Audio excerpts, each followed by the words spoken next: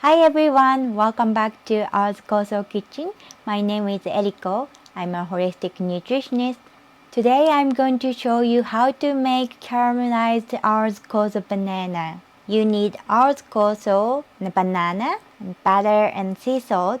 If you don't have butter at home or you don't eat it, you can use coconut oil, olive oil, ghee, or any oil you like.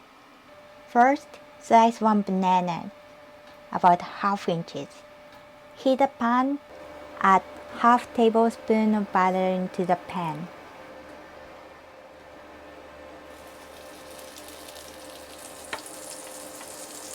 Once butter melts, add banana into the pan.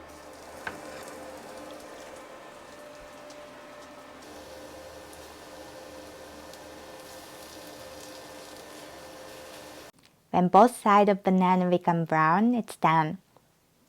Add some sea salt and ours Koso. You can also add cinnamon powder, cayenne pepper. You can eat just like this as a snack, or you can use as a topping of yogurt, toast, or even ice cream. Hope you enjoy!